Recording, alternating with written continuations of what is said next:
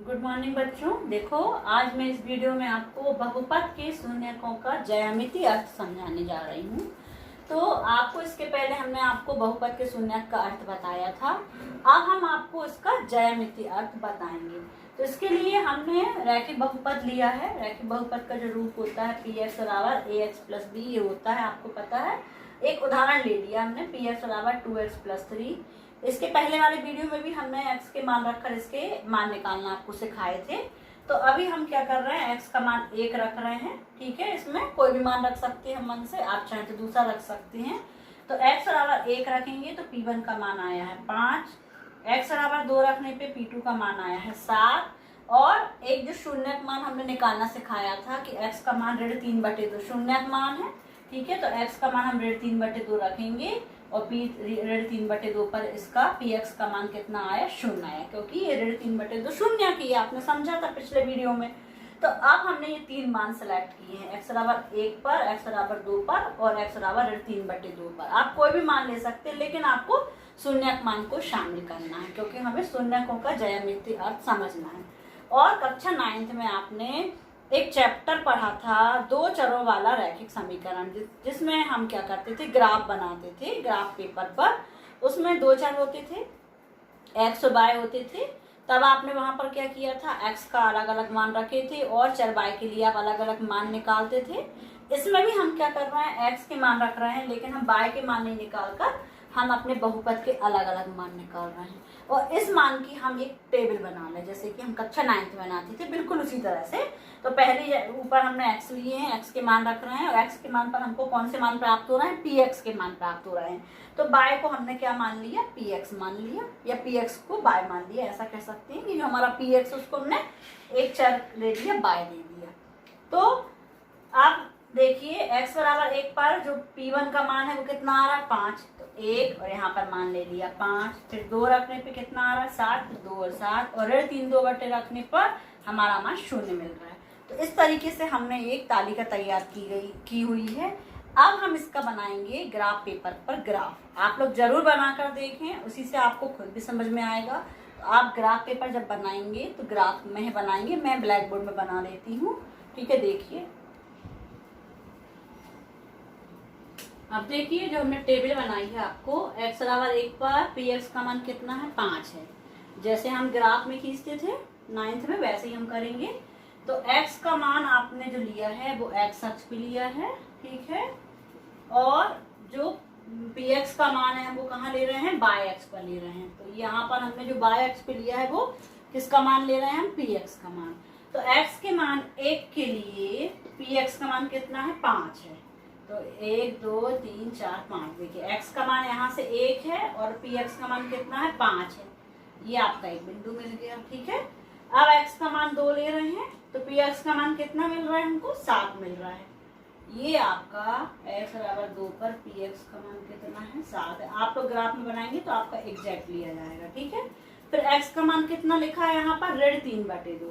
एक तो ऋणात्मक है, तो ऋण x कहाँ है आपका, ये धनात्मक x की धनात्मक दिशा है और ये x की ऋणात्मक दिशा है।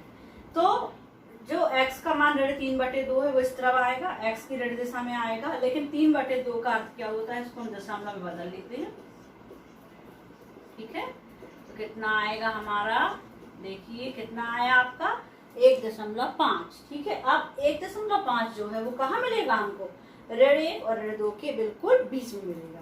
तो ये आपका लगभग आपका 1.5 मान हो गया, ठीक है, माइनस का। और 1.5 के लिए y का कहाँ कितना मान है, 0 मान है। अब आप देखेंगे ये आपका जो बिंदु है वो कौन सा शो करेगा, 3/2, और y का मान कितना है, 0, क्योंकि ये x अक्ष पर ही होगा आपका। x अक्ष के लिए हमेशा y निर्देशांक 0 होता है, y का मान 0 होता है। तो आपका ये जो मान है 3/2, एक तो x का मान था और जो px का मान है वो 0 है, तो यहीं रहेगा ये बिंदु। अब हम इनके तीनों मानों को मिलाकर एक तीनों बिंदुओं को मिलाते हुए मिलाएं इसको, तीनों बिंदुओं का, ठीक है। तो इस तरीके से हमारा ये बिंदु थोड़ा सा बाहर जाता है, क्योंकि हमने मेजर करके नहीं लिए हैं। आप ग्राफ में बनाएंगे थोड़ा सा आपका यहाँ आना चाहिए। तीनों बिंदु से हमने जब एक सरल लाइन खींचते हैं तो ये तीनों बिंदुओं को मिलाने पर जो ग्राफ प्राप्त होता है वो कौन सी रेखा है, एक सीधी रेखा, मतलब एक सरल रेखा होती है। तो फिर से यहाँ पर एक ऑब्जेक्टिव का क्वेश्चन बनता है कि रैखिक बहुपद का ग्राफ खालिस्तान रेखा होती है।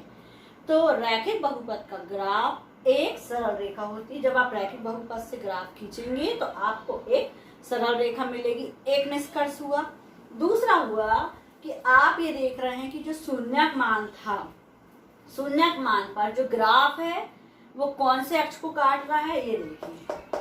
शून्यक मान पर जो ग्राफ है वो एक्स अक्ष को काटता है। ठीक है, तो हम समझ सकते हैं कि जब भी हम रैखिक बहुपद का जब ग्राफ बनाएंगे तो जो ग्राफ रहेगा हमारा वो एक्स अक्ष को जिस बिंदु पे काटेगा वह मान कौन सा मान कहलाएगा, शून्यक मान कहलाएगा।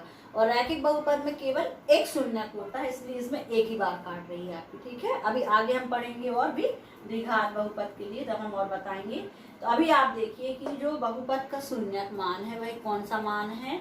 बहुपद का शून्यक वह मान होता है जिसका ग्राफ एक्स अक्ष को प्रतिच्छेद करता है, एक्स अक्ष को एक बिंदु पर प्रतिच्छेद करता है, इसका एक्स का मान। ठीक है, अब आपका ये जो बिंदु है, यदि इसको ऐसा लिखें तो एक्स निर्देशांक था 3/2 और y निर्देशांक था 0।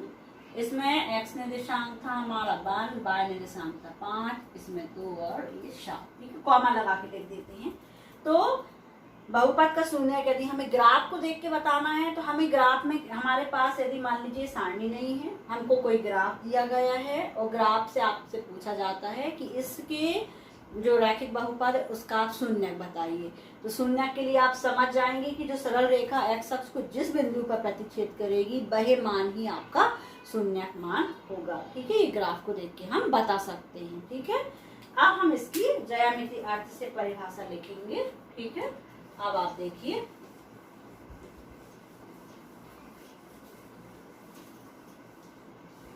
ज्यामितीय अर्थ में हम ये लिख सकते हैं इसके लिए कि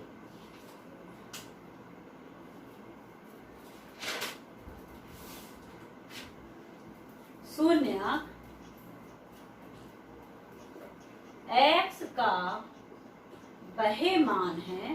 ठीक है, ज्यामितीय अर्थ से हम परिभाषा लेकर एक्स का वह मान है जहां पी एक्स बराबर ए एक्स प्लस बी का ग्राफ। ठीक है, इसी का ग्राफ मतलब रैखिक बहुपद लेके बता रहे हैं, का ग्राफ किस अक्ष को, एक्स अक्ष को प्रतिच्छेद करता है।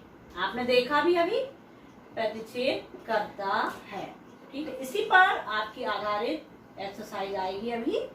ठीक है, अब आगे देखिए, आप हेडिंग लिख रही हूं मैं। अभी हमने बात किसकी की थी, रैखिक बहुपद की थी, लेकिन अब हम यदि बात करें द्विघात बहुपद की, तो द्विघात बहुपद जो होता है आपका वो होता है किस रूप का, ए एक्स का पद, पहले 2 घात का पद आएगा, फिर 1 घात का पद आएगा, फिर बिना एक्स वाला पद आएगा जहाँ ए बराबर नहीं है। अब द्विघात बहुपद में अधिक से अधिक 2 शून्यक हो सकते हैं। ठीक है, और इसका जो ग्राफ रहता है आप ध्यान रखिए, इसका ग्राफ या तो इस तरीके का होगा ऊपर की तरफ, या ऐसे तरीके का होता है। ठीक है, इस तरीके का एक वक्र बनता है। क्या बनता है, ये वक्र बनता है इस आकृति का।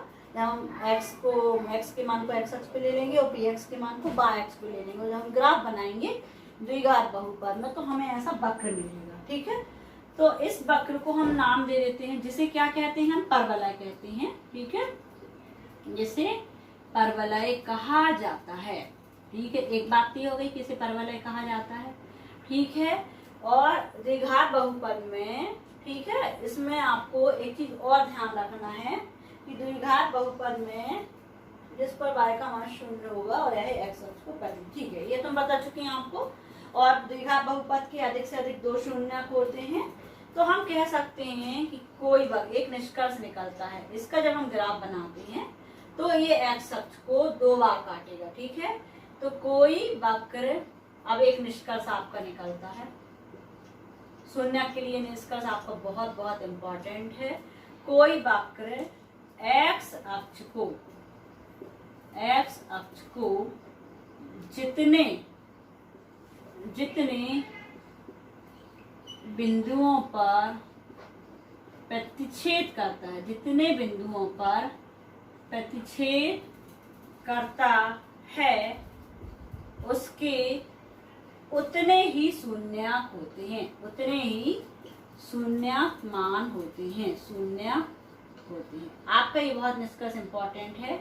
यदि आपको कोई वक्र दिया गया है और आपसे शून्यकों की संख्या पूछी जाती है तो आपको बस यह देखना है कि वह वक्र x अक्ष को कितनी बार प्रतिच्छेद कर रहा है। जितनी बार वो x अक्ष को प्रतिच्छेद करेगा मतलब काटेगा, आपके उसके जो बहुपद दिया गया है उसके ग्राफ में, उसके वक्र में, उसके जितनी बार वह काटेगा, जितनी बार प्रतिच्छेद करेगा, उसके शून्यकों की संख्या उतनी ही होगी।